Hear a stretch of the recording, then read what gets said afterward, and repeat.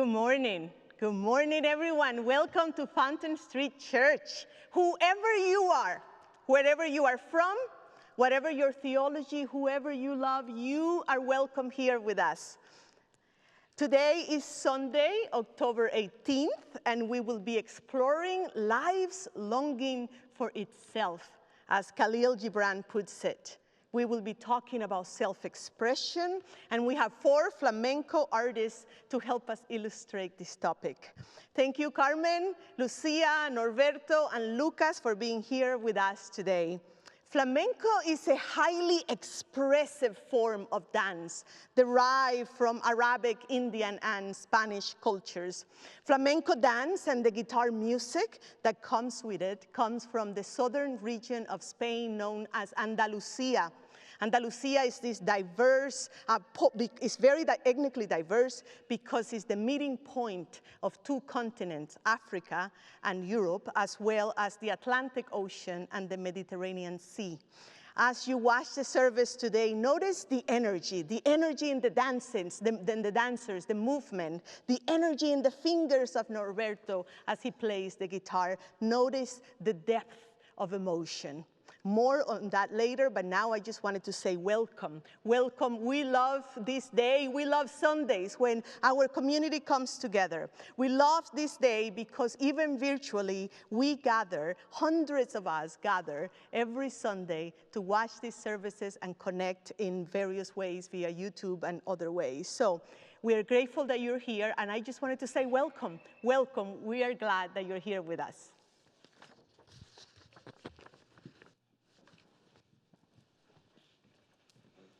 Good morning and welcome, Fountain Streeters. I hope you enjoy the service we have planned for you today. I am Melissa Jose, your new General Manager of Operations. I miss seeing all your smiling faces on Sunday morning and can't wait till we can gather safely again. It has been my privilege to serve you for almost 15 years, and as the longest standing team member of Fountain Street Church and the Human Resources Lead, it is my honor to introduce our newest team member, Greta Seidohl, our part-time Minister of Belonging and Community Engagement. And now I would like to introduce her husband, Erdy, and daughter, Ellery Jean, who will come in and light the candles for us. We light these candles as a sign and symbol of the light which brings us together. We light the candle of healing peace and pray that healing peace may be nurtured in the hearts of those in this community and beyond these walls. We light this candle of love and compassion and pray that love and compassion may be nourished in the hearts of those in this community and beyond these walls. We light the candle of justice and pray that justice will be known in the hearts and experienced by those in this community and beyond these walls. And we light this candle of community, praying that even when we are spread out from one another, we feel that light burns within us and connects us to one another and our sacred community.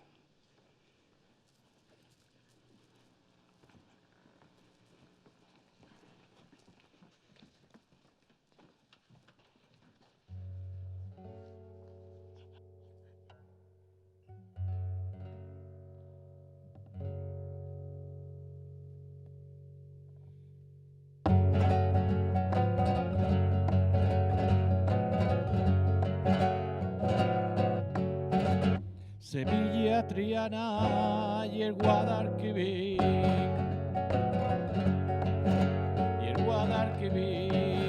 Sevilla, Triana y el Guadalquivir, Sevilla es la tierra donde yo nací, Sevilla palacio de los Reyes Moros, la cuna que tiene la Torre del Oro. ¿A quién le agradeceré y haber nacido en Sevilla, y en la ciudad de los sueños, en el rincón donde brillan el sol, la luna y el cielo?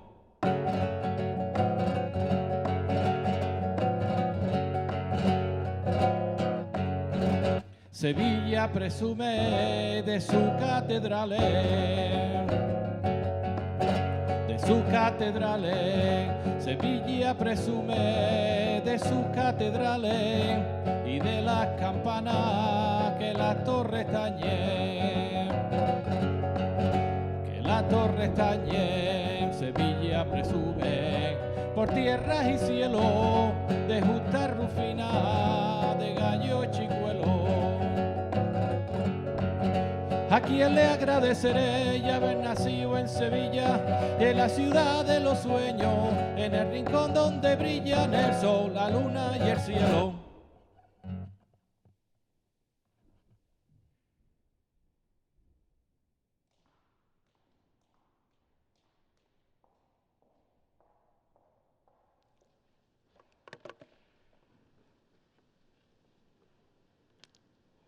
Hello again. During my sermon last Sunday, when I was talking about the life force that makes a dandelion grow through a crack on a sidewalk, a congregant sent me this picture. This picture she had taken of a dandelion growing between a wooden door and a storm door. You can see it there. Absolutely incredible, incredible. And to think that is the same life force that flows through us, calling us towards growth, calling us towards evolution. Of the many interpretations of God that I have heard and read and studied, the one that speaks to me the most is this idea of God being the creativity of the cosmos, the creativity that created the universe and that continues to create through us. I am a student of this life force, and I'm interested in how this life force expresses itself through you. The dancer Martha Graham saw it like this. She said, there is a vitality, a life force, a quickening that is translated through you into action. And since there is only one of you in all of time, this expression is unique. And if you block it, it will never exist through any other medium, and it will be lost. Let me repeat that again. There is a vitality, a life force, a quickening that is translated through you into action. And since there is only one of you in all time, this expression is unique. And if you block it, it will never exist through any other medium, and it will be lost. I think that's a tragedy. So for decades, I have been asking myself this question. Why is it that for some people, this life force flows through so naturally, and for others, not so much? For others, it seems blocked, repressed. Think about Lin-Manuel Miranda, for instance. Lin-Manuel, the creator of Hamilton, the Broadway sensation and Disney Plus hit. You know who I'm talking about, Lin-Manuel? Think about the uniqueness of his particular expression, the vitality of that life force that moves through him. So authentically, so effortlessly, so naturally, right? Right? I want to know, why is it that for some people, this is so easy, and for others, not so much? Dr. Gabor Mate, who specializes in childhood development and trauma, says that we are all born with two needs. One of our needs is for authenticity, and the other one is for connection. As children, most of us learn to sacrifice authenticity for connection. He says that children face this dilemma constantly. Can I feel and express what I feel, or do I have to suppress that in order to be accepted, to be a good kid, to be a nice kid?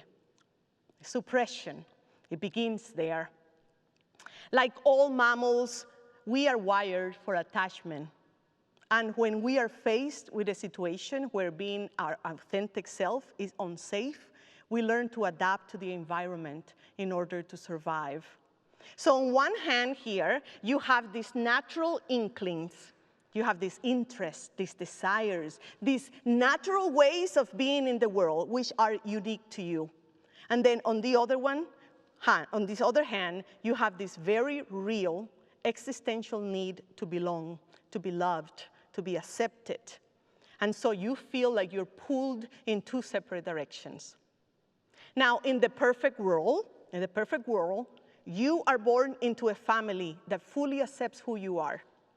You grow up around people who encourage you to speak your mind, to share your ideas, to develop your natural talents. People who pay for lessons and buy you books when you show interest in art, in physics, in insects, in surfing, or magic, or math.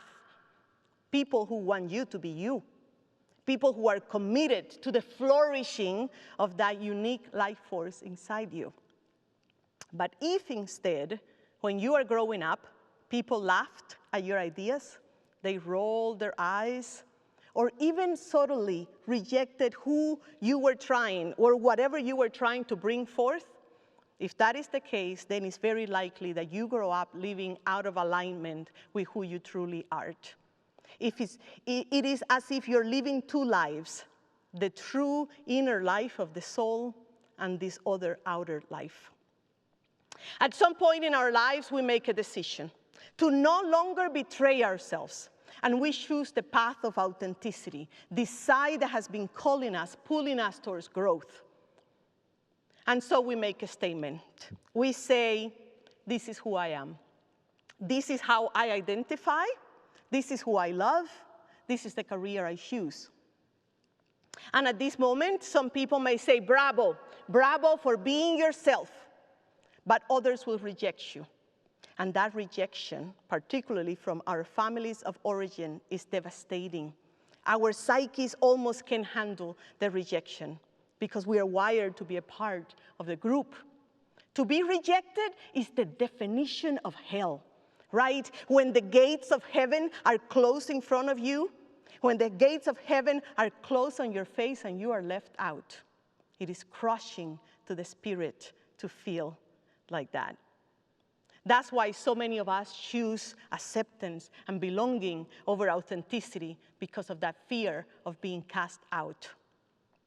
And it's not just in childhood, unfortunately. Throughout our entire lives, if we are not careful, we keep choosing to be liked, to be accepted by our teachers, our peers, our bosses, our lovers. And the closer we get to one another, that fear shows up. Will I be abandoned or rejected if I show my true self? If I share my ideas? If I show them my drawings, my poetry, my designs, will I be cast out?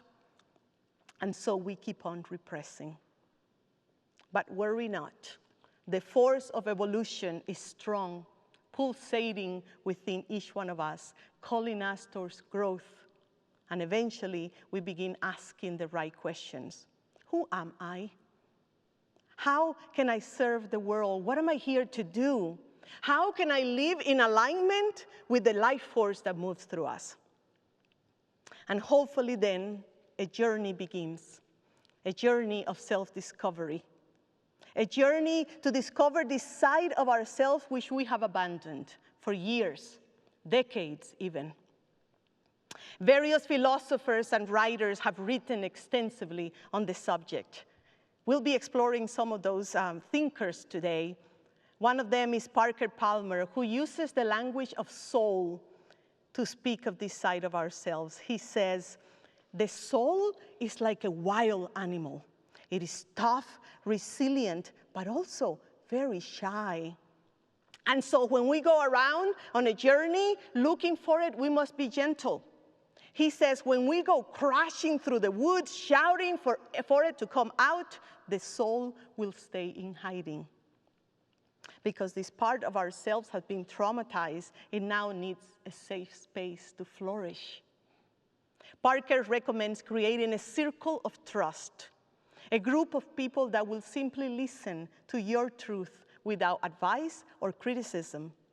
Because in many spaces, from congregations to classrooms, we teach and critique in ways that drive everything original back into hiding.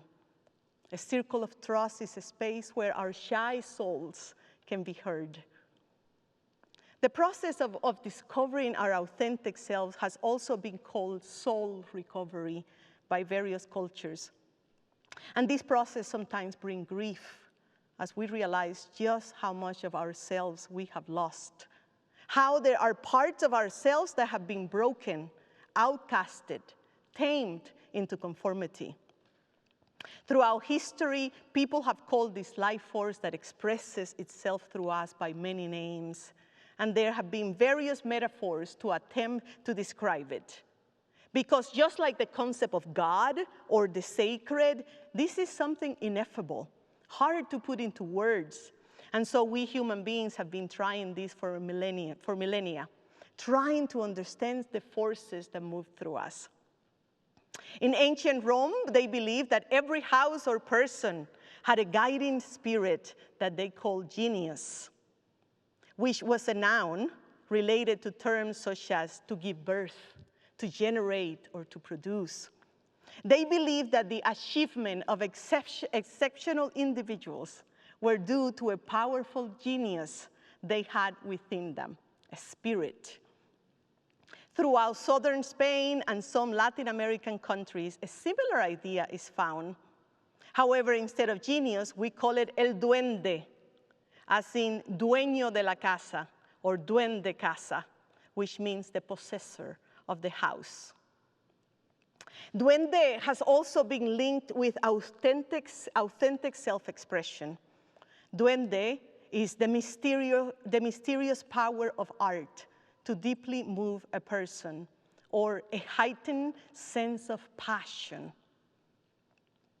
In 1933, the Spanish poet Federico García Lorca gave a lecture titled Juego y Teoría de Duende, Theory and Play of the Duende, where he articulated a theory of self-expression and creativity that is born from the depth of struggle and pain, something he witnessed not just in flamenco artists from the southern region of Spain, but also during his stay in New York City and his engagement with jazz, blues, and spirituals. Before then, other theories of creativity had explored concepts such as the muse, but no one had articulated this idea of duende, or soul, because it's not something often found in circles of intellectuals. The classicism of the time ignored or looked down upon these lower art forms from the lower class. However, some consider duende a higher art form, since to achieve it, the person must move beyond style and technique. It's not just about style and technique. Duende is about emotion, passion, an expression of self that touches something deeply human and also deeply transcendent in the rest of us.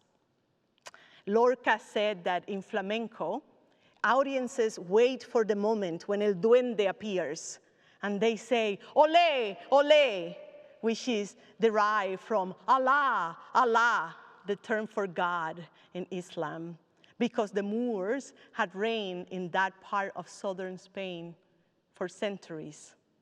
Ole, ole, Allah, Allah. There is something in the work of human beings that feels sacred, transcendent, universal. I have learned to recognize it. I don't say ole or duende, but I say, that has duende, that has authentic emotion. It's not an art that has only style and technique. Another of my favorite writers, Clarissa Pinkola Estes, has a slightly interpretation of duende. She says, I gotta have a sip of water to read this because this is powerful. She says, deep in the center of the psyche, there is a mystical substance that in Spanish we call el duende. It is the awe of life, the animating agent. But it is more than animation. It is a way of living that is following all the shapes and the curves of the lay of the land of your psyche. El duende is behind the instinctual nature. It is the breath of the self, the oxygenating system that supports creative life. This unseen force can fill people with God. This is the center of the psyche. It cannot be extracted or taken out as one takes out a loaf of bread, nor it can be put in as one puts food in one's mouth. This is a being. It comes to roost or to visit those who make a space for it. And some of us are born with the gift of it, and some of us must chase it everywhere. And if you attempt to tie it down, it will wither. And if you set a trap for it, it will evade you. And if you use it without replenishing it, it will retreat. And if you think it costs nothing to have, all your hair will be burned off. That is the end of that quote. This is folklore, but it tells us that human beings have been trying to understand this for a long time. People who have been able to harness their duende have been so admired by the rest of us that we have been uplifting them and giving them awards for ages, and we continue to do so. Right now, somewhere in the world of film or science or music, an award ceremony is happening right now. Right now, someone's genius is being celebrated on this planet. That's how much we admire uniqueness, that unique expression. And by the way, I am so excited because next week here at Fountain Street Church is all about Star Wars. It's all about Star Wars, except it's not really about Star Wars. It's about the force that moves through us and how to harness it. So make sure to tune in next week. So, I have been trying to make a case here for a theory I have, that the life force that created the world moves through us and continues to create through us. Under the right conditions, such as love and acceptance, this expression flows naturally as we grow up. But oftentimes, the conditions are far from perfect, and this life force is blocked. It is bottled up inside of us. And in my book, whatever stops our natural flourishing is a problem. Things such as prejudices and theologies that are not accepting of our full self. And of course, things such as poverty, racism, sexism, transphobia, xenophobia, bigotry, violence, and so on and so forth. The work of liberation from this perspective is about healing society from these issues and freeing our life force from within.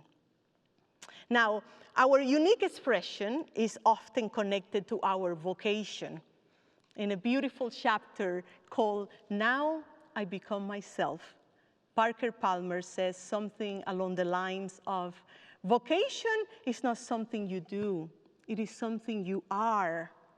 He says it is a gift that we receive, and all we have to do is accept it. He says it is your birthright. Isn't that beautiful? How he links true self to the work that we came here to do in this world. From this perspective, so many of us feel lost because we feel we have no purpose. And as part of the ecosystem that we are, we feel this need to contribute to the greater whole. But we want to do it in an authentic way, a sustainable way, or else it is not life-giving. It is soul-sucking.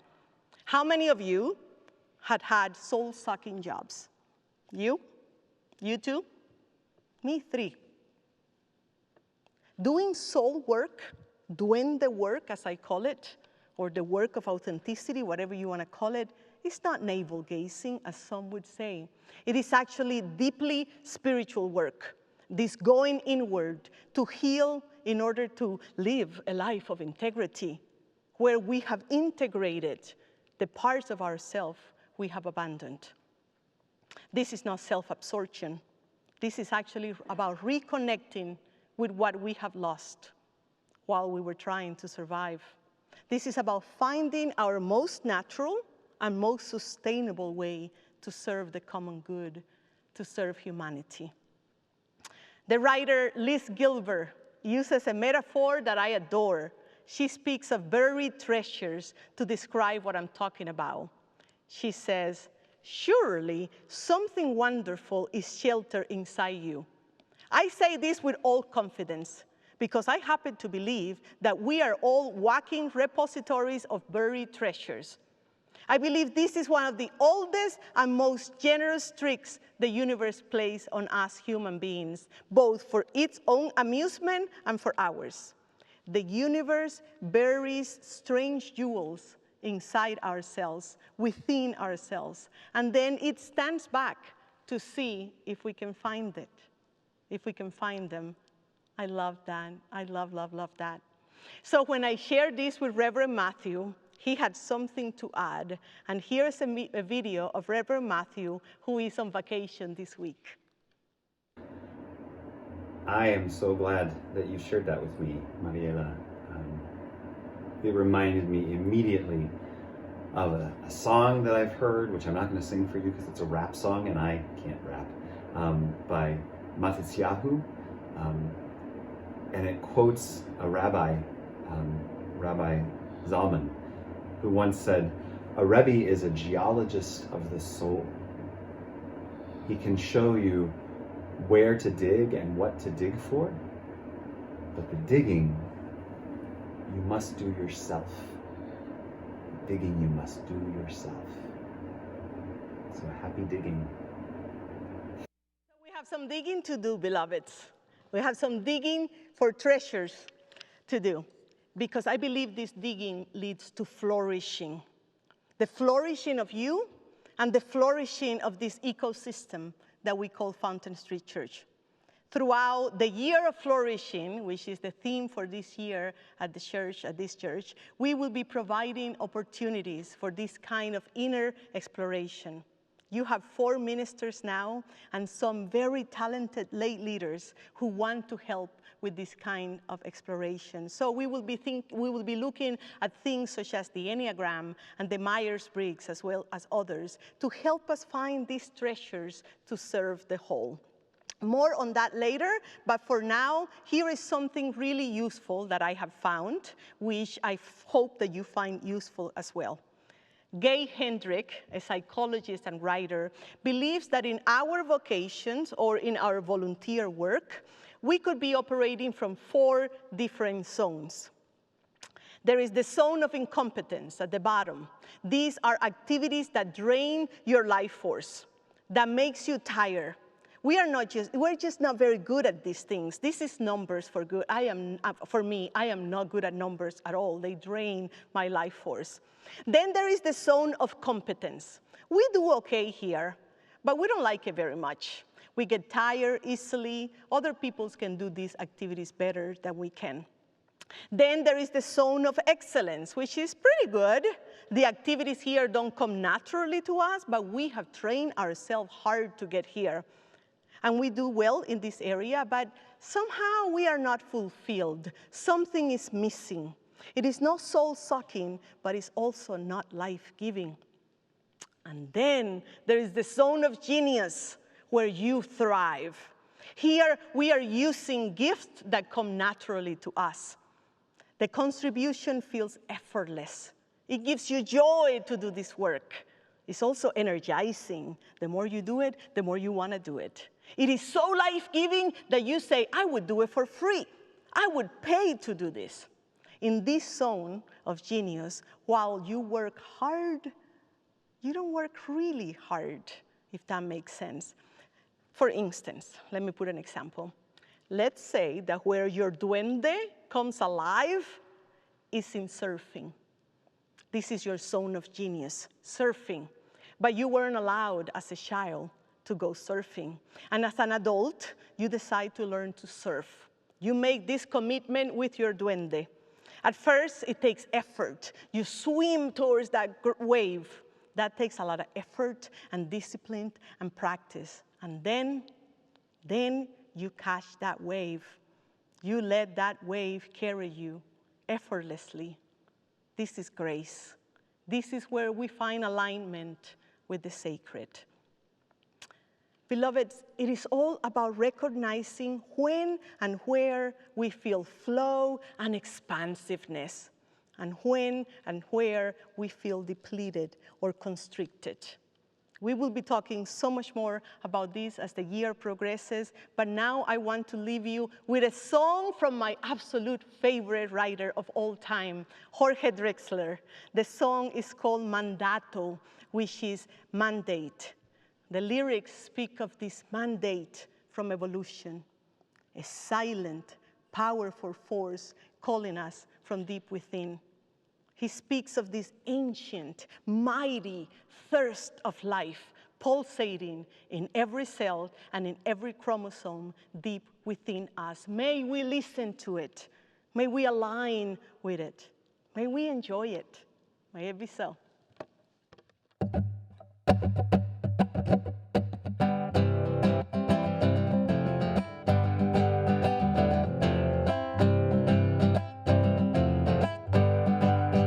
Desde lo profundo de los cromosomas de los asistentes a la discoteca, un mandato transparente brota como el agua de la fuente, claro, poderoso aunque saliente, va llenando las copas de vagas promesas.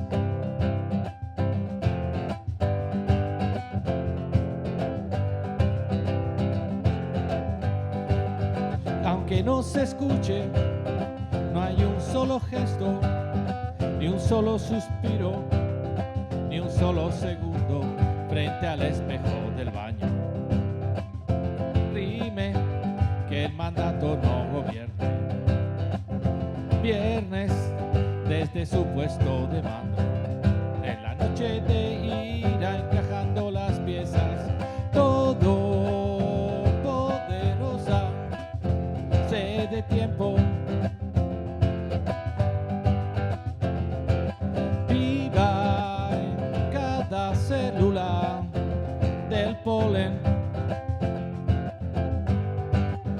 desde lo profundo de los cromosomas de los asistentes a la discoteca, un mandato transparente brota como el agua de la fuente, claro, poderoso y saliente, llenando las copas de vagas promesas.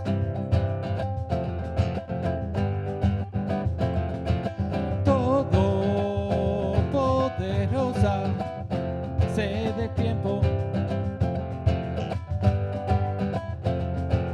Viva en cada célula del taller. Todo poderosa, sé de tiempo. Viva en cada célula del polen. Todo poderosa, sé de tiempo. Viva en cada célula del polen. Todo poderosa, sé de tiempo. Viva en cada célula del polen.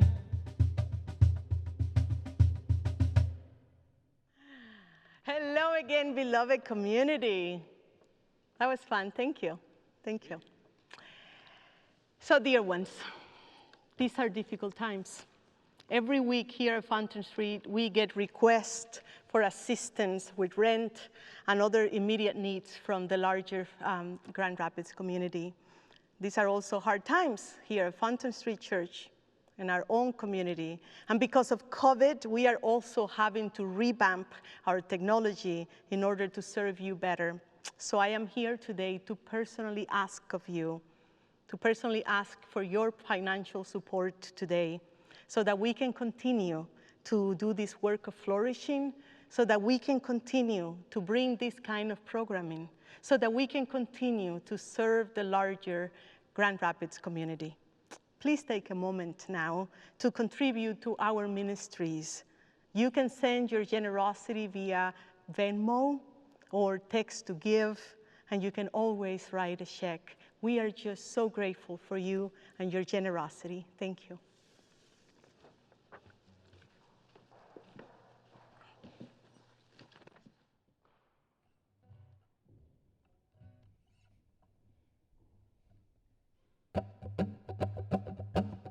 que yo te quiero verde, sí, sí, que yo te quiero verde, ya, ya, que yo te quiero verde.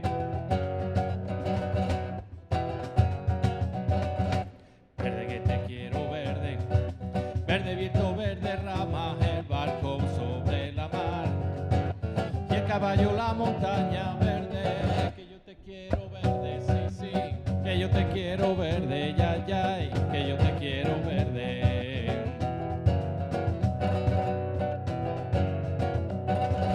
Con la sombra a la cintura, ella sueña en su baranda, verdes ojos, pelo negro, su cuerpo de fría plata verde, que yo te quiero verde, sí, sí, que yo te quiero verde, ya, ya, que yo te quiero verde.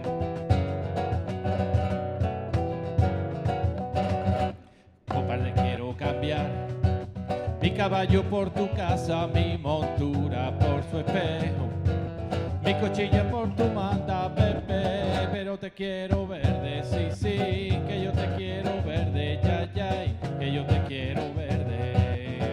Olé.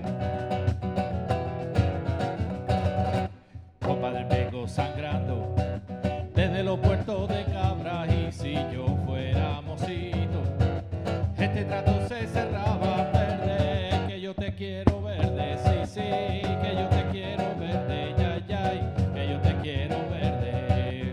Vámonos. Compadre, quiero morir muy decente y en mi cama de acero, si puede ser, con la sabana de Holanda verde, que yo te quiero verde, sí, sí, que yo te quiero verde, ya, ya, que yo te quiero verde.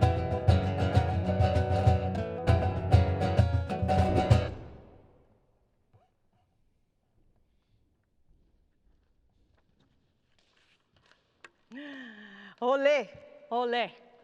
I hope you have found duende today through the expressions of Carmen, Norberto, Lucas, and Carmen is going to be joined by her daughter, Lucia, soon. So stay tuned. Before there's more music and more dancing to come, but I just have 3 announcements before the benediction, more than 3. Let's see. Following this service at 11:20, beloveds, join us for the deepening experience, a small group conversation on Zoom. You should have received the information this morning to log in. If you're interested in doing this duende work, this work of digging and bringing treasures from within, send me an email if you're interested. Send me an email because we are putting something together, and if you're interested, we want to know about that. Also, this coming Wednesday in the grounding experience, our Wednesday evening service, I will be leading, accompanied by one of our beloved members, Ken Porter, as well as the delightful pianist, Robin Connell. It's going to be a lot of fun, so join us on Wednesday at 6:30. Lastly, don't forget about Star Wars weekend next weekend, Saturday evening. Come by the church, take your photo because the whole building is going to be lit up like a galaxy far, far away. Come show us your costumes. We want to see your costumes. We will be in costumes. So come by the church next Saturday evening, and then on Sunday we will have the Star Wars service for you.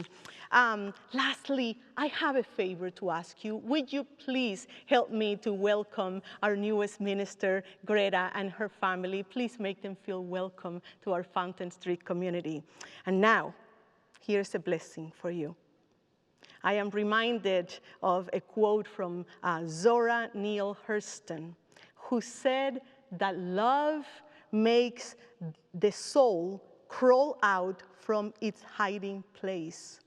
Love makes the soul crawl out from its hiding place. So I say to you, dearest ones, I say, may you know how deeply you are loved. May you feel our love, even if it's virtually. May you feel blessed by the love of this community. May it be so. Blessings, we love you. Thank you for joining us today.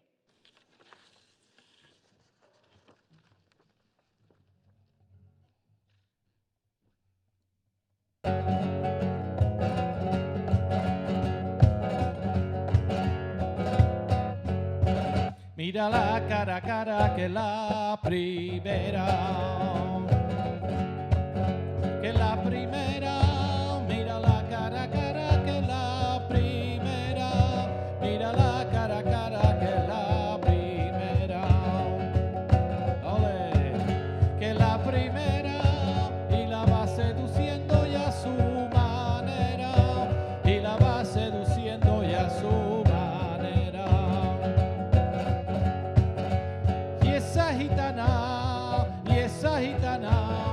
Esa gitana se conquista bailando por sevillana.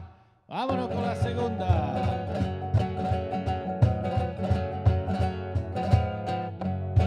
Mira la cara a cara que es la segunda, que es la segunda. Mira la cara a cara que es la segunda, mira la cara a cara que es la segunda. Ole, que es la segunda. Cógela por el talle la cara junta, cógela por el calle la cara.